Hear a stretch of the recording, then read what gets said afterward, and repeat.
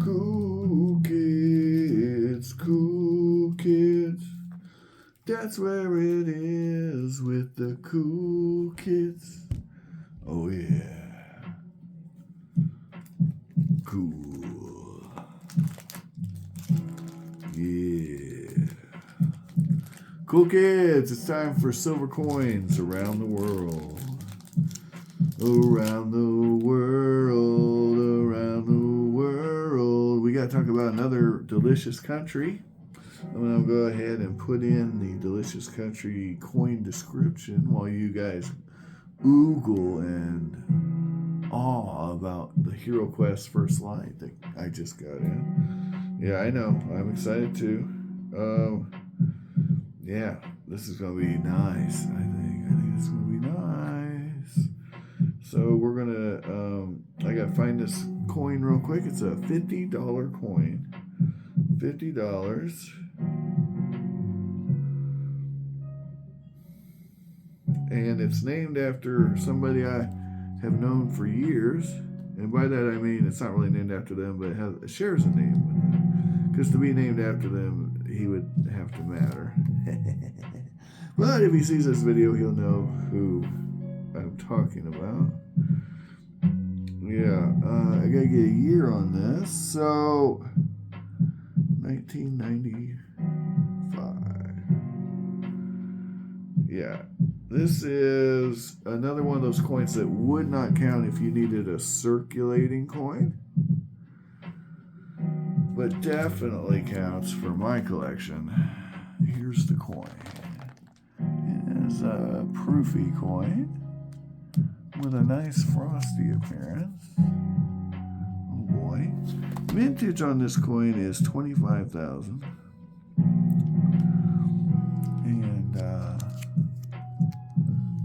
I got this one at a decent price for once. Yeah. It is, as you can see from the coin itself, Republic of the Marshall Islands. There it is. Very nice. Premier Deluxe. Dun, dun, dun, dun, dun, dun, dun. Flying. That mark is on the holder, not the coin itself.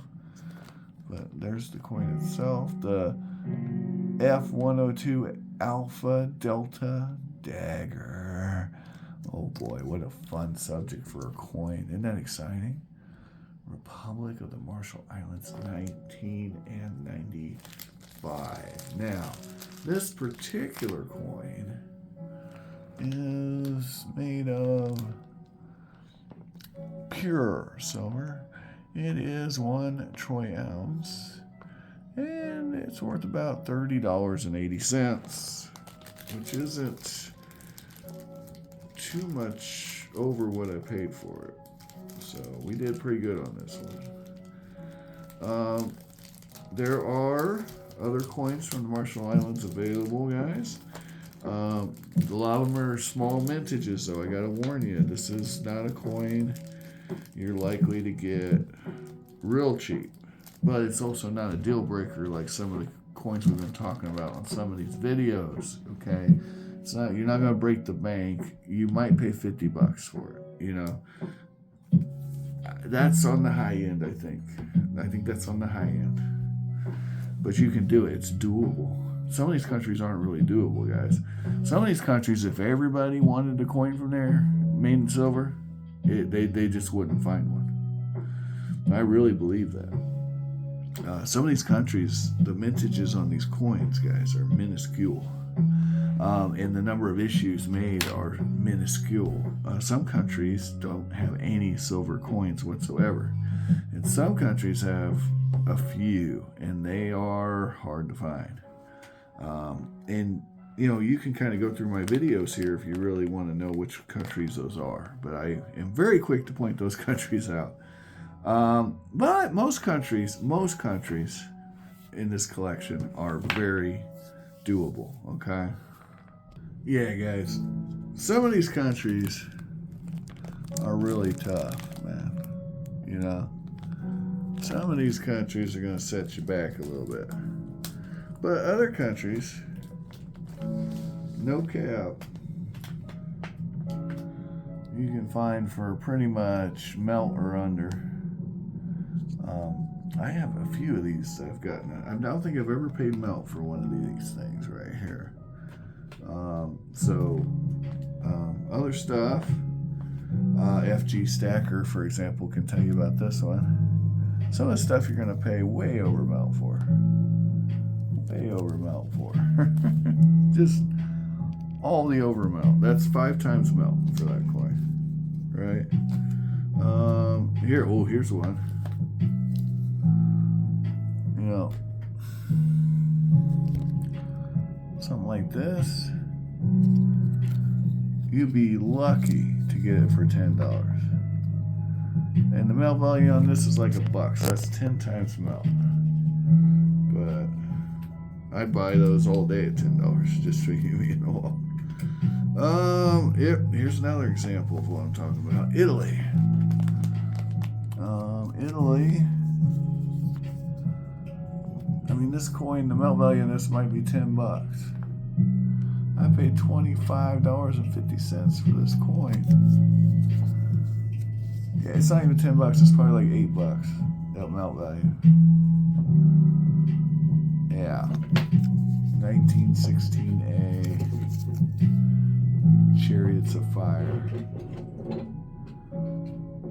Yeah. But, you know, what are you going to do? What are you going to do? Now, I do have Italian coins under melt. But that coin didn't go into silver coins around the world, but, right? It could be something like Cambodia here. You know, the melt value on this is going to be very low. But the cool factor makes it worth every bit of $13.99 to get that Cambodian coin from 1847. Now, the crown size coin in these is like $1,000. Seriously, I kid you not. You'd be lucky to find one for $600. Seriously. Good luck. Happy hunting. If you want that coin, I would love. If I see that coin, I'm grabbing that damn coin. That's how cool that coin is. But I don't have that coin. I have the little baby 1/8 Tikal. So look. I can only work with what I got. You know. Now this, I guarantee it was under melt because I bought it when silver was like $24 an ounce. I think I paid 26 or 28 for it. You know, I want to say it was 26.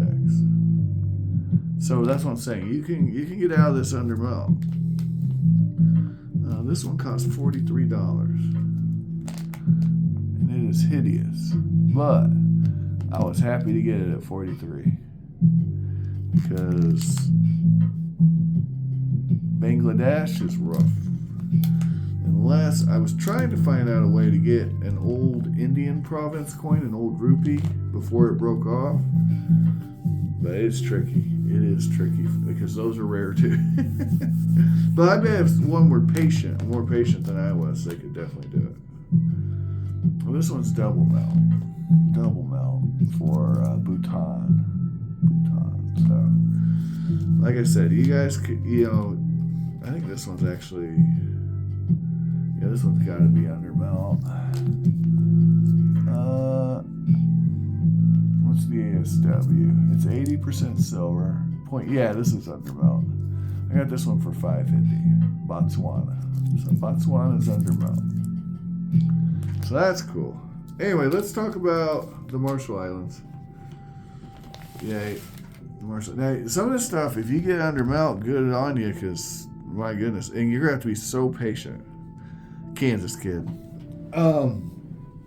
But some of the stuff you can definitely get under melt. I mean, like, I know I paid $29.99 for this one. St. Kitts and Nevis, you know, this kind of stuff you can definitely get under melt. So, not much under melt, but under melt nonetheless. That one was under melt. Dominica 2020 coin.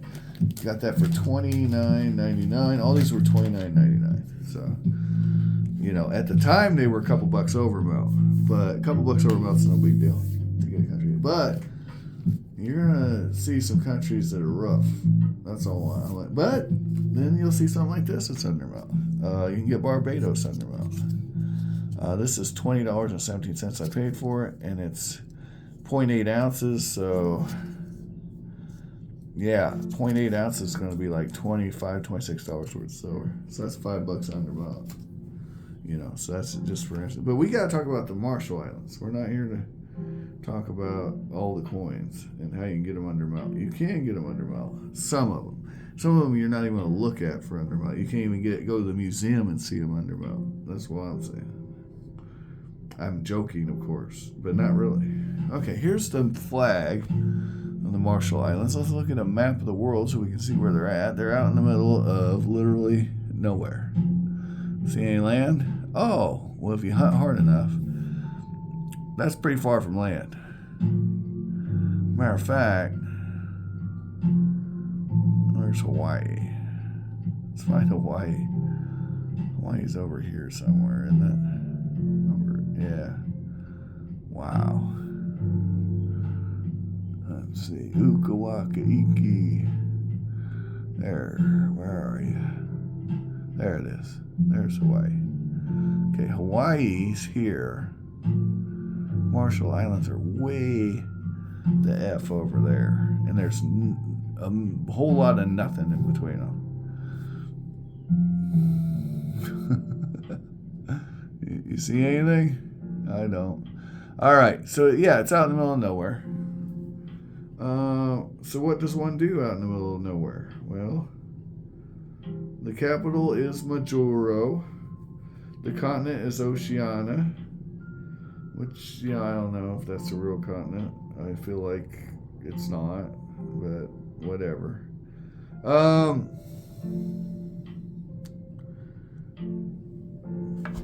Let's read a little bit about it together, guys. Marshall Islands, or the Republic of the Marshall Islands, is a island country west of International Dateline and north of the equator in the Micronesia region of northwestern Pacific Ocean. Seal looks like the back of that coin. The flag looks like some space NASA stuff with, pride. There's a nice little map. Look.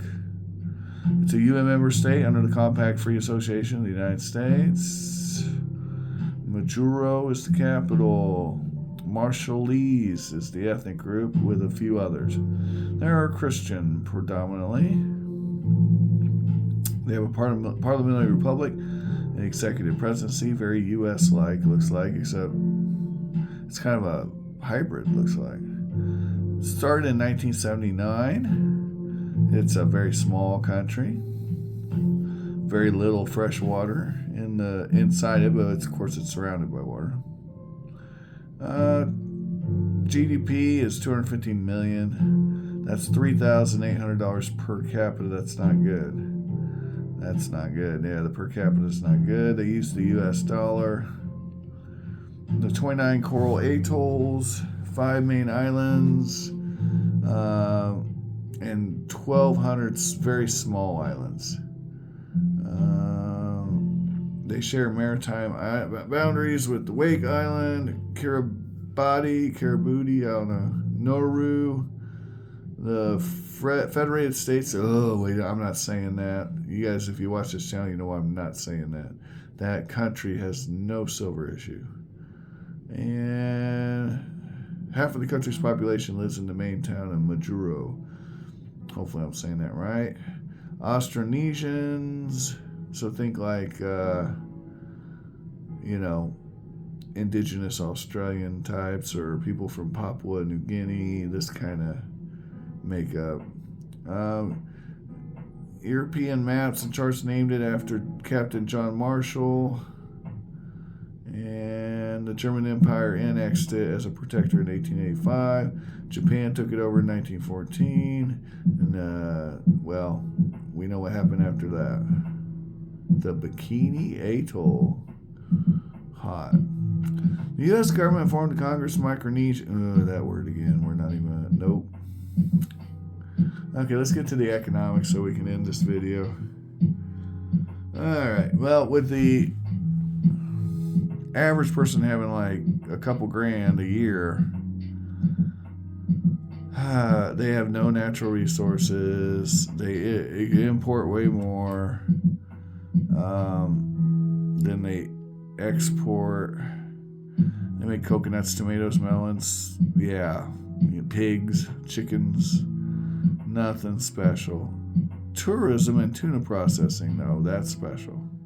And some craft items. There's always a market for that kind of stuff, guys. Believe it or not, there are people in this world who want nothing more than Marshall Islands ububu thing. Whatever. Ceremonial something or other, bit of tiki-taki. And that's fine. I got no problem with that. Crafted goods are art, as far as I'm concerned. Republic had expanded by about 0.5%. Surplus of 3% of GDP was recorded. Record fishing license fees. So they'll charge these bigger countries to fish in their waters. And the bigger countries are happy to do it because, the United States backs these guys. And you wouldn't want to have to go before the UN and explain why you're picking on the Marshall Islands. So, they get little fees. And with those fees, you get to go out and catch their fish. And they've been one of the largest importers of crude oil from the United States. But they have no oil refining capacity, so that's odd. Okay. They comply with international benchmarks, income tax rates, corporate tax rates are low. The United States sends them money. Yeah. Okay, agriculture, industry, limited to handicrafts. And there's no industry to speak of. It's the busiest tuna transshipment port. So there you go. That's something. And the United States under Bumblebee, it has licensing and such there. So that's good. I bet they get to call a lot of shots. And I'm sure a lot of people are angry about that. Coconut trees abound. 1 liter coconut for every 6 to 10 coconuts.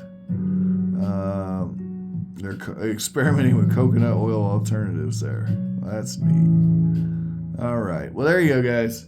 Have an amazing day, and thanks for watching. The Marshall Islands does have tourism, as it's said here, and I'm sure there are some elite busybodies who have enough money to fly out in the middle of nowhere and have some fun, and, more power to them. Stay safe if you're out there.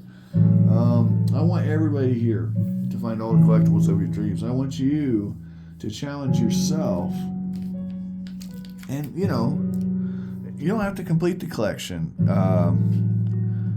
Pirate Stacker and Poor Man's Gold. You don't have to complete this collection in any set time.